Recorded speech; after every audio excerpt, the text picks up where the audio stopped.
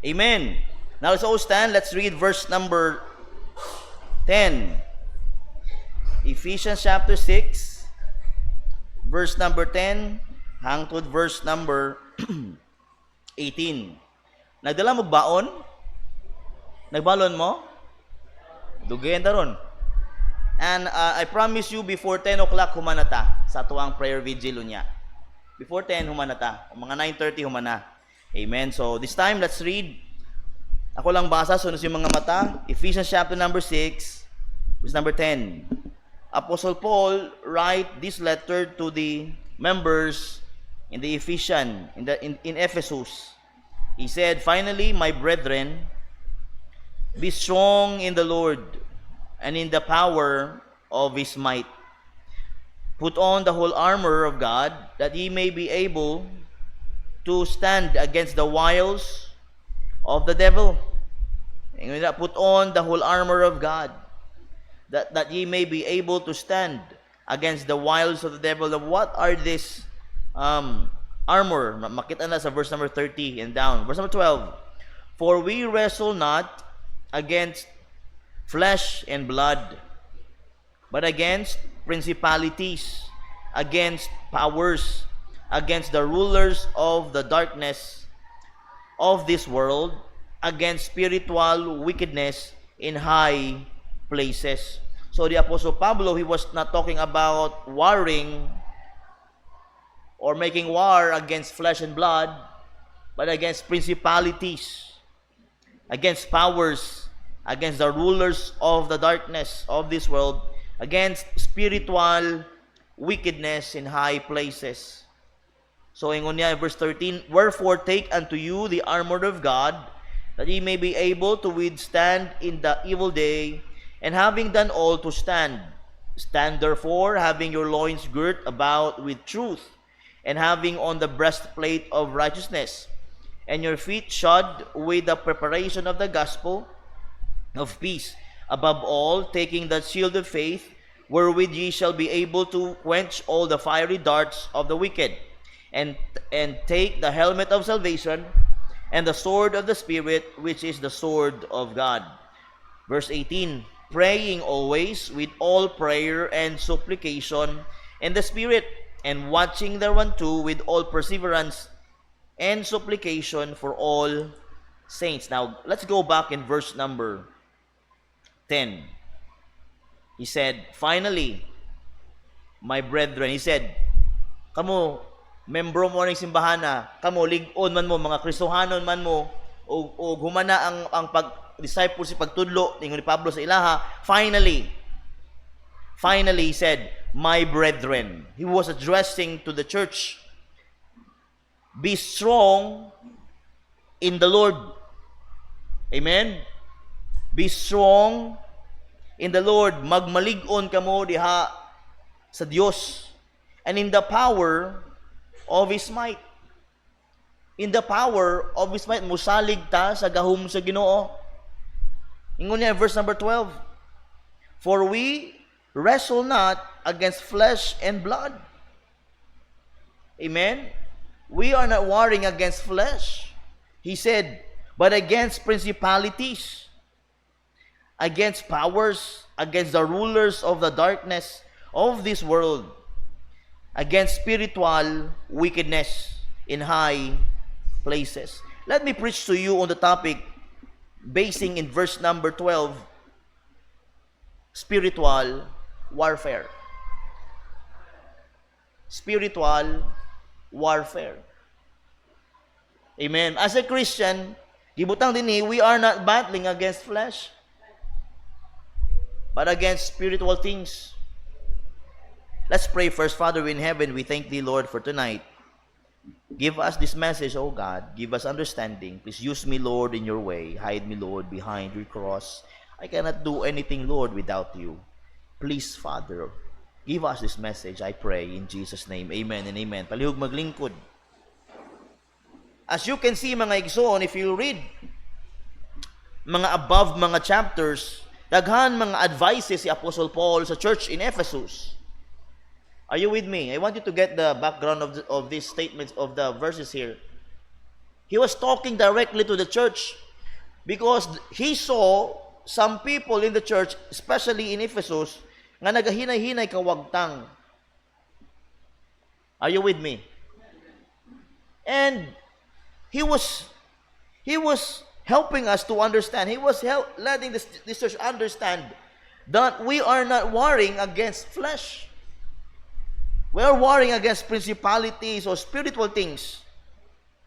Now, because of this warfare, mga igsoon, in verse number 12, we wrestle not against flesh and blood, but against principalities, against powers, against the rulers of the darkness. Kung mo tanawon ni, these were the enemies of being spiritual.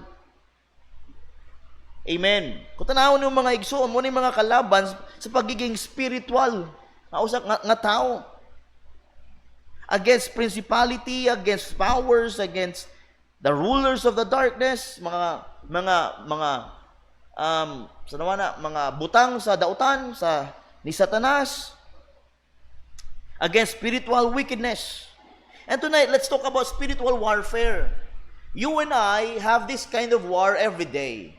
Not just every day, but every single minute of our time in this world. We are battling against the things of the devil. Somehow, some way, baya, pag may kalaban ta, ang tanaw na to ka ng mga naong, but the real enemy is not them, but the devil himself. He was doing nga mga bagay-bagay nga to make us nga ma-irritated, to make us nga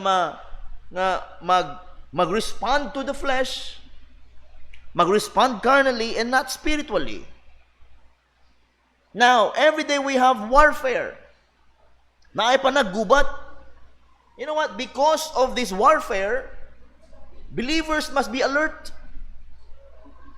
We believers must be alert, armed, and active. Amen? Kinsa may gusto mo atugira nga dili andam. But andam gid ka mo atugira kung sundalo ka, you need to bring your weapons. But in our life as a Christian, we are battling every day. We are going to war. We have wars every day. Since the day we received the Lord Jesus Christ, we declare war against the devil. Since we open our day with prayer, we are inviting the devil to fight against us. Because we became his enemy the day we get saved, the day we receive the Lord, the day we change sides. Wala silaing himon kundi gubon gyud ta. So believers must be alert, armed, and active. Every now and then, the devil is feeding us hate. I'll say it again, every day, the devil is feeding us to hate somebody, to hate things. The devil feeds us many things that would make our life as a Christian miserable. Himuon niya tang miserable nga Kristohanon, mo na ang ihang punto. He will destroy the church. Amen. He is destroying you spiritually. He will feed you confusion. He will feed you mga pride and anger. Para ma-destroy lang ta. So we believers must be alert, armed, and active. We must be armed. We must arm ourselves na nakabutang dinhi. Put on the whole armor of God. And we must be active. Kana bitaw, naakay pusil, naakay bala, naakay sundang, pero dili ka active. Nagsalig lang ka nga naakay sundang o kanang pusil o mga bala, pero dili man ka arm, dili man ka active, di man ka ready. Tanan mo ana, puno ka ayog mga bomba yang laos granada, pero di ka ba lumulabay sa granada? Dili ka ba lumugamit sa mga armas nga naa siya ha? We need to be active. Nang we know mga igsoon nga naay tulo, di ba? I preached this to you before, the three characters in the scripture who fell. Tulo ka mga characters in the Bible ako naghihatag before. They fell in the warfare. Number one, ng cherub, Satan. Because of pride, he fell. The champion, Samson, because of lust, he fell. Because of a companion, the companion of the disciples, Judas, because of greed, he fell. We are living in a battlefield, not a playground. Amen. We are living in a battlefield and not a playground. Now, huna-huna kisa ganahan magdula og basketball, kita man siguro. Tanan, mga lalaki. Huna-huna akong at nagdula-dula tag basketball diha sa kadalanan, sa highway. Kita na mo ka ng ring na sa highway, di ba? Amen? No, what if, na mo abot dali-dali nga mga truck, o motor, kusog yung bidagan, nga, sige, dili ni mo, bahala kang motora ka, bahala kang traka ka, basketball ko. Dili man na imo nga lugar na sa mga truck, and you keep on playing on the roads. Di ba delikado ang kinabuhi na? Especially on our life as a Christian. Our life is a battlefield and not a playground. We're battling against principalities, powers, and rulers. We must be what? Active, armed. Di ba? The Christian life is not casual walk in the park. It's a spiritual war against unseen forces of devil. Dili na murag kuyab nga nagkalako-lako sa park, holding hands. No, that dili na nang kinabuhing Kristohanon. The life of a Christian is not someone or the couple walking in the park. It's a spiritual war against unseen forces of evil. Amen. You cannot live your own. You need the help of the Holy Spirit. We cannot decide for ourselves. We need the leading of God. We need guidance from the Lord. The day we get saved, that day we become Christians or followers of the Lord. Di ba? Nag-invite na nga kalaban nato sa yawa. And our life is not a park or a comfort zone or anything something nga wala dili pareho lang gyapon bisag dili kaluwas, delikado gyapon imong kinabuhi. But the life of being a Christian, that is not just a casual walk in the park. It's a spiritual war against unseen forces of evil. Now, Paul reminds us in Ephesians 6, verse number 12. Atong nakita ganyan, for we wrestle not against flesh and blood. Amen. The enemy is real. Tinuod ang kalaban, relentless and ruthless. Walay ginapili.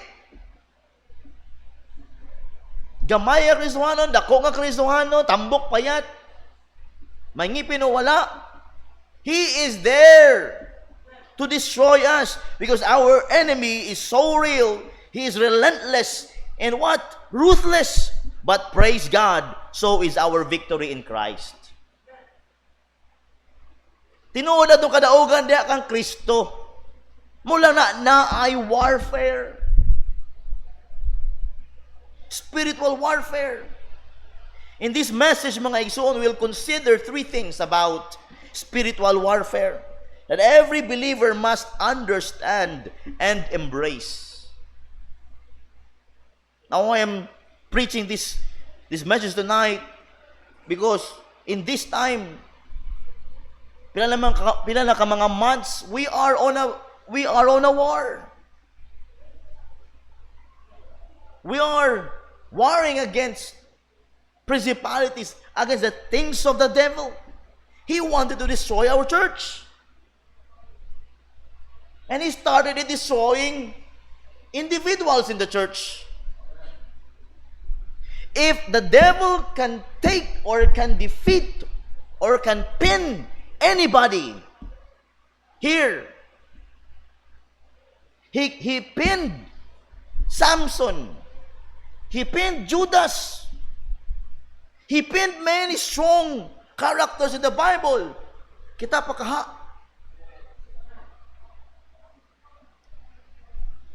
And he tried to destroy our Lord. But he didn't win. Pero kita, we are small people, weak people.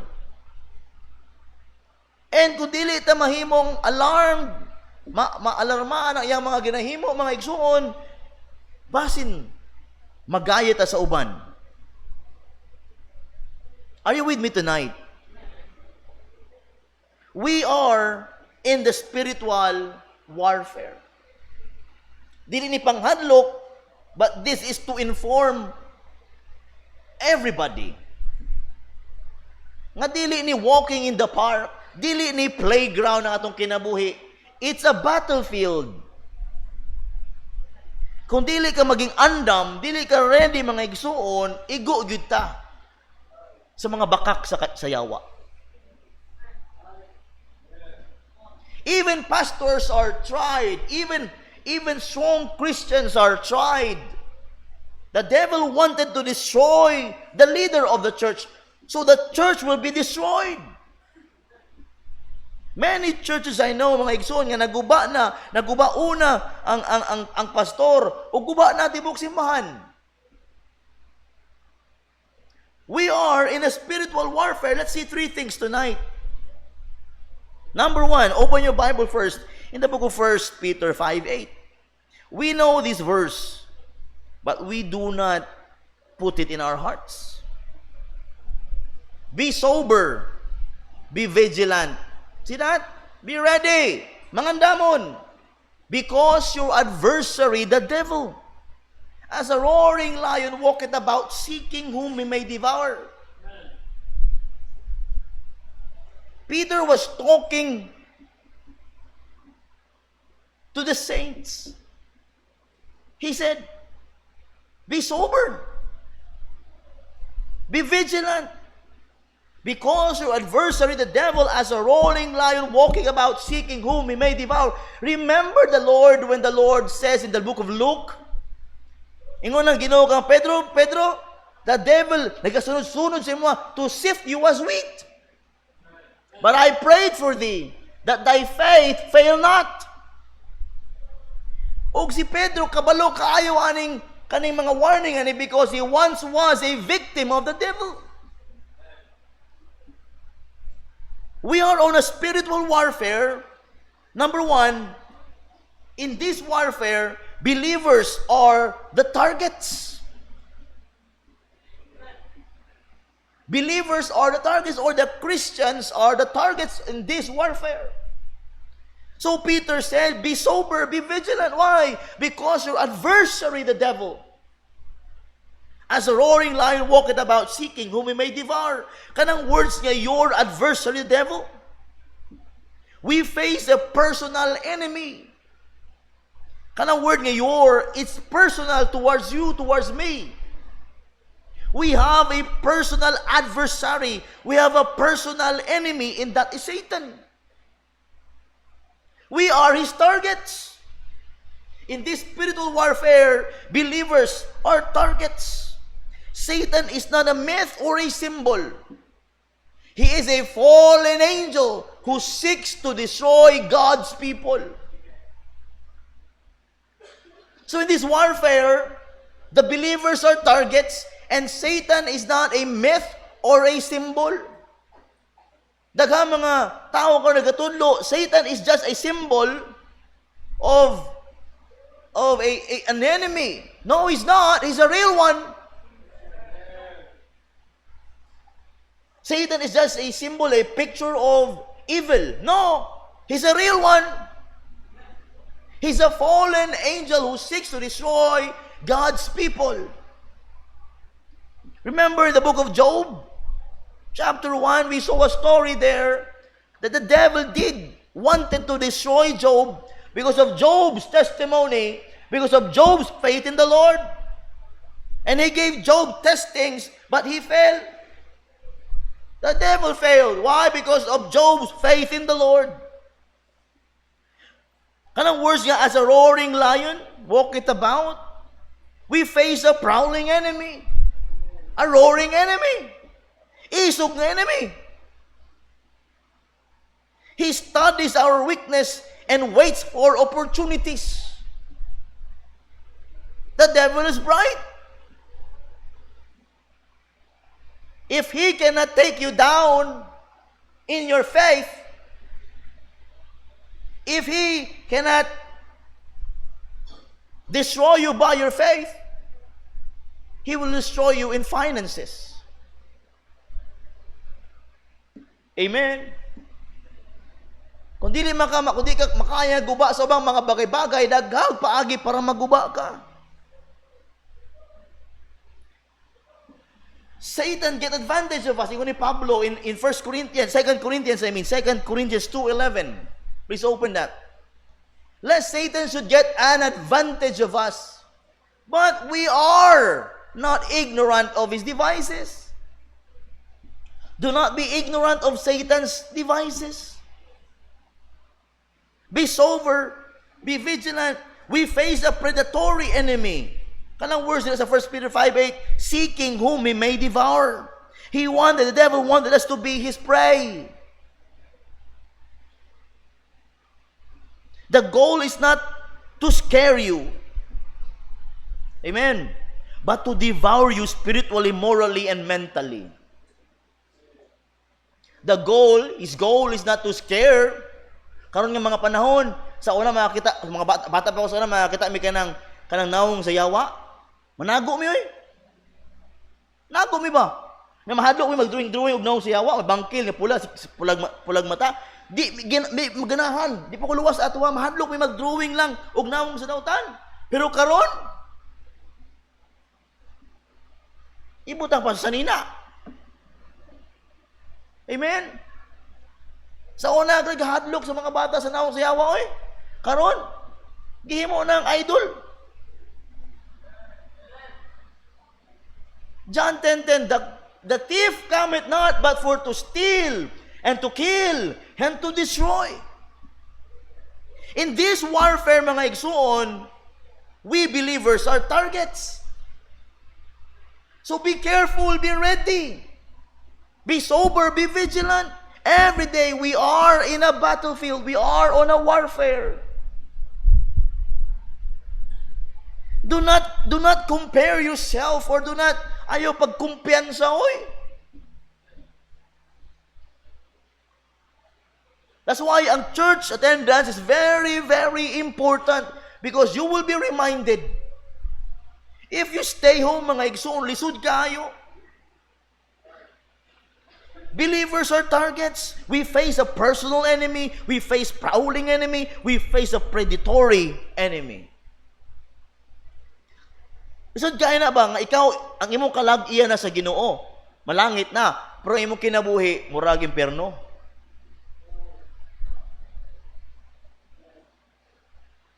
Amen. Dili nga, palangit na unta ka, imong kinabuhi, impyerno. Lisod kaya na mga igsoon, we must what? Placing ourselves always in the will of God. The devil is there to destroy us. Dili ako imong kalaban, dili sila imong kalaban, ang atong kalaban ang yawa. He is doing something to destroy you and to destroy the church. The devil is trying to destroy our church. Amen. The Lord put us here. Gibutang ta sa Ginoo dinhi. Amen. And the Lord wanted to put ourselves here safely, and we must not be ignorant of the devil's devices nga walaong ta diri. The devil is our enemy. And the devil's enemy, mga igsoon kita, we became his targets. Especially, kita na mo ka ng palabas nga, Itong National Geographic, di ba?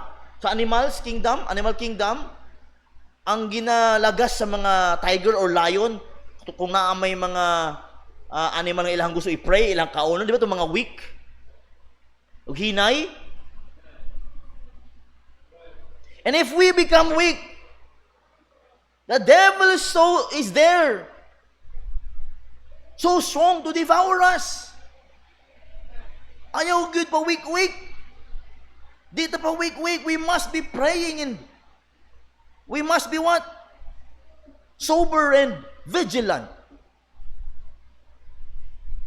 Spiritual warfare. Number 2. In the book of 1 Timothy chapter 1, verse number 18. In this spiritual warfare, believers become the targets of the enemy.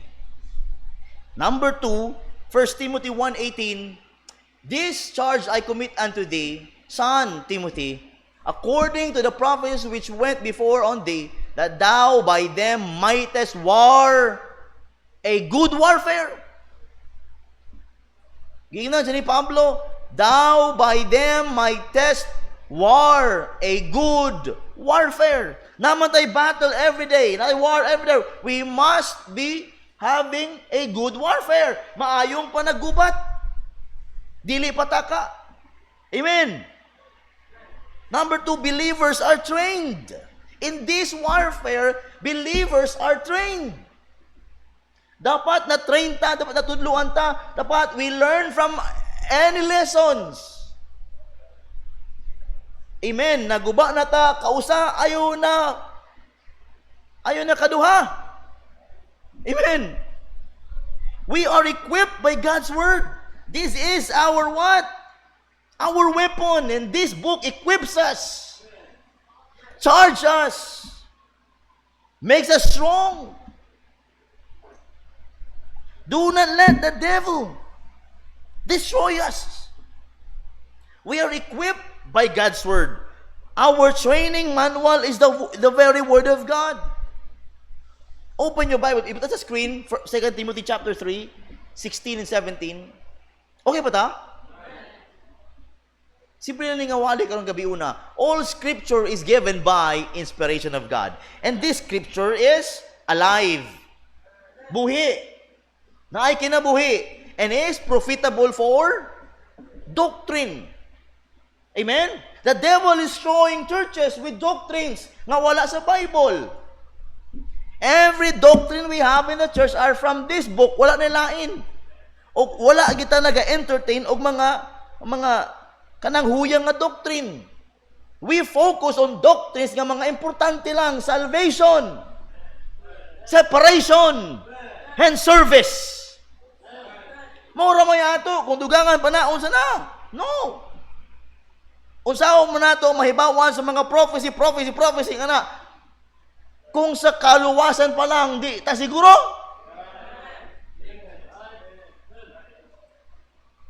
Amen. Habang ang mga ubang mga simbahan nag-aaway-away sa ubang mga doktrina, dapat natong simbahan nag-learn on the most important doctrine in the church. Kanang kaluwasan nga makadaog og kalag. We are equipped by God's Word for reproof. Saan ang reproof? Amen? Sa Bisaya dabi? Mga libro sa Bisaya diha? Ang correction man ng pagbadlong, no? Pagbadlong usa man ang correction. Pagtulid for instruction in righteousness. Kung something na asa imong kinabuhi nga nakit-an sa Ginoo o kabalo ka ana, badlongon gyud ka. Kung dili ka pa badlong sa wali, sa problema. Amen. We are encouraged by God's promises according to the prophecies which went before thee. God has spoken promise over His people. He will not abandon us in the battle. Romans 8:31, for if God be for us, who can be against us? We believers are trained. Amen? Magtuon ta, mangandam ta, mag-learn tag lesson sa mga kinabuhi sa uban or even sa atong kinabuhi.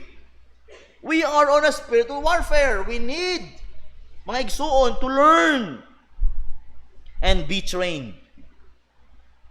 Ikatulo, open your Bible, 2 Timothy chapter 2, verse number 3. 2 Timothy 2, verse number 3. Apit ako mahuman. 2 Timothy chapter 2, 3. Thou therefore, sana, endure hardness as a good soldier of Jesus Christ. Spiritual warfare. Believers are targets. Ikadua, believers are trained. Ikatulo, believers are tough. Tough. Dapat saan ang tough? Gahi. Ligon. Dili bayot-bayot. Dili bakla-bakla. Lalaki. Amen. Ligon. Dili pa huyang-huyang. Daw gakatawa sa imo asawa, Brad Donald daw. Katawan siya ang asawa. Now listen to me. We believers must be tough in every warfare. Amen. Endure hardness as a good soldier of the Lord Jesus Christ. A soldier must endure.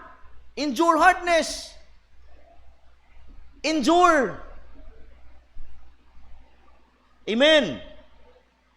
Gamay lang nga problema. Do masurinder ka na. Gamay lang nga istorya. Dako na sa imo. Chismis pa lang, sa imo tuod na. Amen. Naisahan ka lang. Naisahan ka lang, tanaw mo. Naisahan ka lang, tanaw mo, ginadaot ka na. We must endure. If dili na tinuod, then endure. If you are mature, endure. Di ba yung mga mature man ko, hindi man ka-endure. Amen. Don't problem the problem.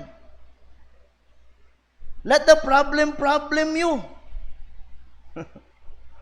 Amen. Kadumdum ko sa istorya nga, laughter is the best medicine. But if you laugh alone, you need the medicine.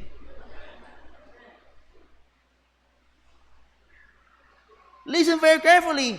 In these spiritual attacks, in this spiritual warfare, we believers must be tough. Endure hardness as a good soldier of the Lord Jesus Christ. There are no shortcuts or soft paths in warfare. We must be disciplined. There are no shortcuts, soft paths in warfare. Pwede ba ka mag-ingon sa dautan nga, hinay-hinay lang? Pwede ba ka ingon na? Gently lang? Pwede ba ka maingon sa tanas nga na? Nas? Gentle lang, please. You can't do that. Amen. Dili shortcut. Dili ka mo agibi para paspas ka abot. No! Walay shortcut sa success. Walay shortcut, mga igsoon. There's no shortcut in the Christian life. Or no soft paths in warfare. Hadlok lagi ka makigira. We must be disciplined.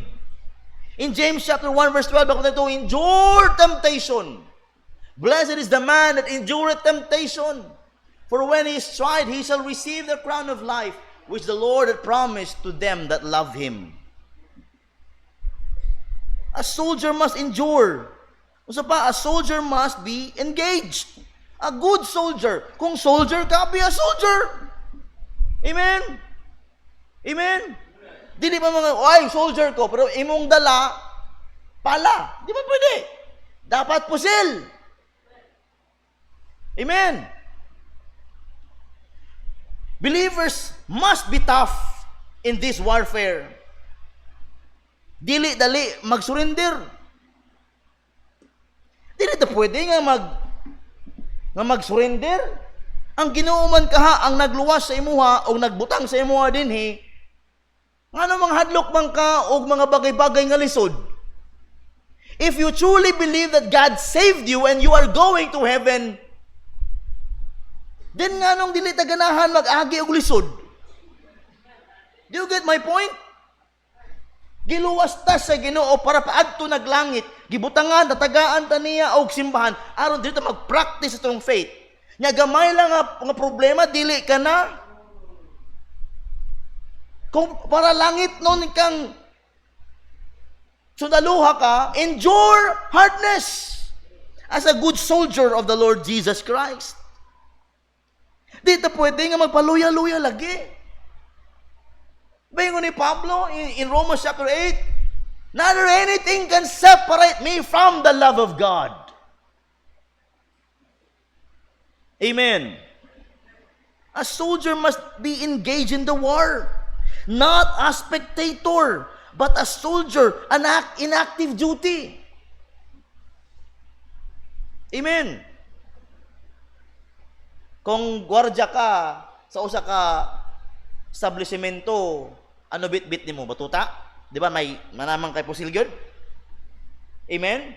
Kung gabi na, magbantay ka sa usa ka tindahan, maano ka lang, kawatan nyo lang na. Di ba? You are hired to protect. And we believers, we are here to live for the Lord and as a soldier for the Lord Jesus Christ. Philippians 3:14. Philippians 3:14, I press toward the mark of the prize of the high calling of God in Christ Jesus. Press on. Dili nga back out. A soldier must stay loyal. Amen. A soldier must stay loyal. Dito sa 2 Timothy 2:3, be thou therefore endure hardness as a good soldier of Jesus Christ. You are and we are a soldier of the Lord Jesus Christ. Be loyal to your commander. Our loyalty is not to this world, but to our commander, Jesus Christ. Amen. In this warfare, believers should be tough.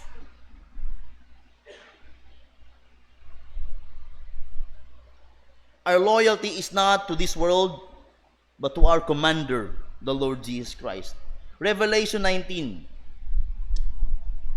And I saw heaven opened, and behold, a white horse, and he that sat upon him was called Faithful and True.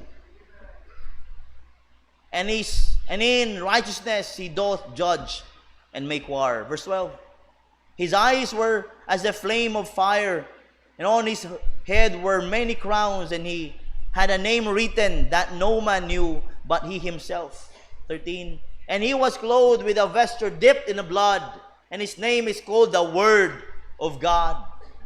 And the armies which were in heaven followed him upon white horses, clothed in fine linen, white and clean. Our Lord is faithful and true, and we must stay, mga igsoon, faithful in the Lord. So in this spiritual warfare, believers are targets. Amen. Believers are trained, and believers must be tough. Wala ba kay panagera karon? Wala kay warfare karon? Wala ba kay dapat iampo sa Ginoo Lord? Tabangi kong kayahon ako ning panagera na ako karon sa kalaban? I have mine. The devil is targeting me. The devil is destroying us. So we must be trained and we must be tough. And I'll be done. I'll say this to you. Sige, sa conclusion dia, Goy. Spiritual warfare is not optional. It's reality. But we do not fight for victory. Yung ano man, we fight from victory. Daog naman dadaan, we fight from victory. Because Jesus Christ has already won the war at Calvary. See that? Kung tinuod ta nga luwas, midawat sa Ginoo, why? Why, hallelujah? Let's stood for the Lord and fight in this warfare. Because we fight from victory and we are not fighting for victory. Amen. Kita naga-away, kagikan tag kadaugan, ug naata sa kadaugan. Because Jesus Christ has already won every battle of ours in that Calvary. One verse, Romans 8:37. Romans 8:37. Nay, dili na nay na no. Amen, nay. Ang kung ikaw mama, dapat daw ang tawag sa imuha para biblical nay. Nanay, kay kung mama dili man na biblical o mami. Dapat nay. ni sulpot sa akong utok mo nang joke ni Pastor TJ. Nay, in all these things we are more than conquerors through Him that loved us. God loves us so much. Naipangutana, ingon niya, Pastor, kung tinuod ang Ginoo, tinuod niya kag ginahigugma ko, dili niya hayaan nga magproblema ko, masakitan ko. Kung tinuod siya may gugmaon, dapat di niya tugtan nga masakitan ko. Lami ato bagon oy. Sa kadagantagan nga tao sa kalibutan, ikaw gyoy i-comfort.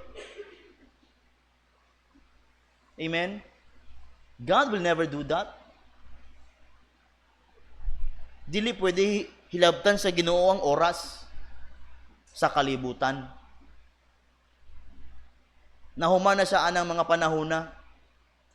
In this time, in our time today, mga igsoon, na wala, di na nato madunggan ang Ginoo verbally, di na to siya makitaan physically, but we have His Word. We have His Word. Muna, importante kaayong faith in our time today. We know a God, wala na ito makita, di madunggan, but He gave us His words. That's why we need greater faith. You know what? In this life, mga igsoon, we have wars and plenty of wars. We are on a spiritual warfare. Naminaw ba ta? The devil, daga na nakuha ang yawa, daga na destroy. But I praise God nga katong mga tao nga to, I hope they are on a good place and some are in a good place. But how about those people nga nag-stop na og simba nya, nag-stop na dinhi nya, wala na gyud kasimba. Astang luuya.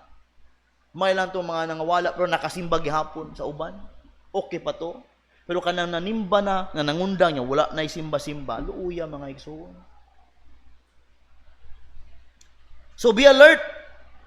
You're a target. Be prepared. You are being trained. Be strong. You've been made tough in Christ. Kanabi taong, gikamatyan ka sa Ginoo para lang ka maluwas, unya maluya-luya ka. Amen? Giagi sa Ginoo, grabing makalisod para luwason lang ta. Unya mubigay ta sa mga butang sa yawa. Dili oy. Kung langit nun ka mga igsoon, kung gusto ka mo atog langit mga igsoon, kani istorya lang niya. Kung gusto ka lang mo atog langit, kung gusto mo agig langit, mo atog langit mga igsoon, unsay imong himuon? Himuon imong tanan. Tamang, lupad, unsa pa. Basi mo ba niyo maglunok og bato, umingon darna. Amen. Pero mga sa tinura lang, palangit ka na, langit nung tao ka na. Muna dili ta pwede, basta-basta mong undang sa pangalaga sa Ginoo. Kaya kung muundang ta, dili na mao ang paagi sa Ginoo. Kung maluya-luya ka, dili na paagi sa Ginoo. Endure, mga igsoon, endure. So tonight, naman tayo sa pakaminsahe. Nya, we are on a spiritual warfare. Kabulo ko matag usa ka nato na problema karon. Na panagubat karon. I don't know how o asa nga panagubat o panag-away. Ala o kabulo asa pero naagyud grabing battle karon sa imo nga kinabuhi. And tonight in that battle, in that warfare, we are the targets, right? Amen. Target ta sa yawa.